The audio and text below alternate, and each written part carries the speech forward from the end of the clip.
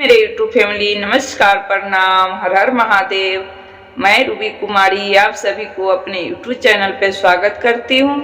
जो लोग मेरे चैनल पर नए हैं प्लीज मेरे चैनल को सब्सक्राइब कर दीजिएगा। आप सभी के बीच में एक शिव चर्चा भजन लेकर आई हूँ, आप लोग मेरा पूरा भजन सुनिएगा। अगर मेरा भजन पसंद आए तो प्लीज एक लाइक एवं शेयर कर दीजिएगा। चलिए मैं सुना रही हूँ। सुतला में देखली सपनमा जुराइल मनमा, सुतला में देखली सपनमा जुराइल मनमा, बारे बारे जाटा देखली जट बीचे गंगा देखली, बारे बारे जाटा देखली जट बीचे गंगा देखली, लीलरा पर तीने तीने गो नयनमा जुराइल मनमा, लीलरा पर तीने तीने गो नयनमा जुराइल मनमा, सुतला में देखली सपनमा जुराइल मनमा, सुतला में देखली सपनमा जुराइल मनमा, सुत बिछु गरबा में नगबा देखली, कनमा में बिछुआ देखनी, गरबा में नगबा देखली, गर कनमा में बिछुआ देख, संगबा में बैठल महारनिया जुराइल मनमा, संगबा में बैठलन महारनिया जुराइल मनमा,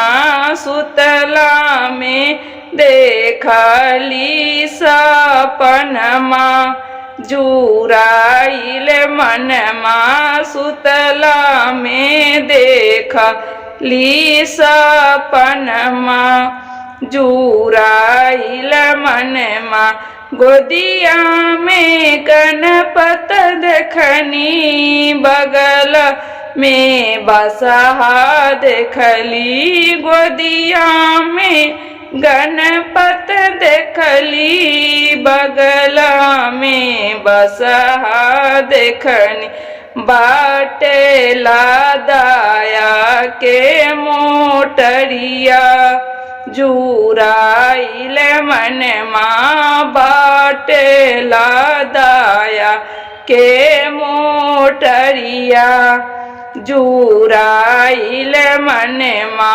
सुतला में देखनी सपनमा जुराइल मनमा, सुतला में देखनी सपनमा जुराइल मनमा।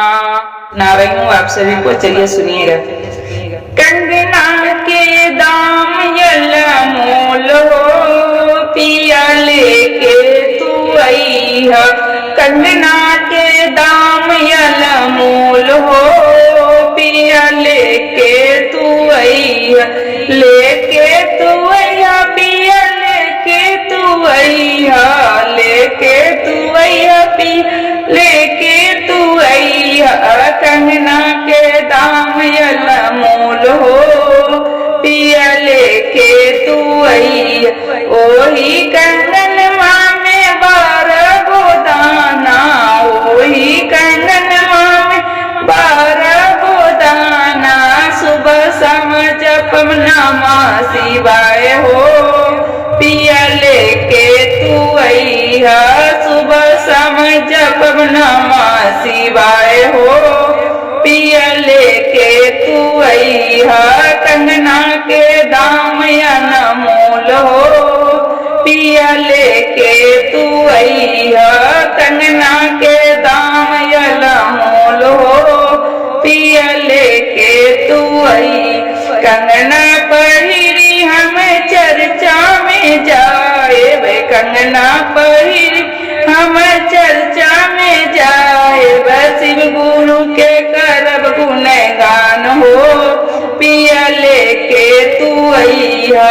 शिव गुरु के करब गुणगान हो, पिया लेके तू अइहा। कंगना के दाम अनमोल हो, पिया लेके तू अइहा। कंगना के दाम अनमोल हो, पिया लेके तू अइहा। पहला में दया मांगम दूसरा में चर्चा, पहला में दया मांग दूसरा में चर्चा। तीसरा में करब प्रणाम हो, पिया लेके तू अइहा। तीसरा में करब प्रणाम हो, पिया लेके तू अइहा। कंगना के दाम अनमोल हो, पिया लेके तू अइहा। कंगना के दाम अनमोल हो, पिया लेके तू अइहा। दाया से दया मिले, चर्चा से ज्ञान मान। दाया से दया मिले, चर्चा से ज्ञान मान। मन से होई कल्याण हो, पिया लेके तू अइहा। ना मन से होई कल्याण हो, पिया लेके तू अइहा। कंगना के दाम अनमोल हो, पिया लेके तू अइहा। कंगना के दाम अनमोल हो, पिया लेके तू अइहा। लेके तू अइहा, पिया लेके तू अइहा। लेके तू अइहा, पिया लेके तू अइहा।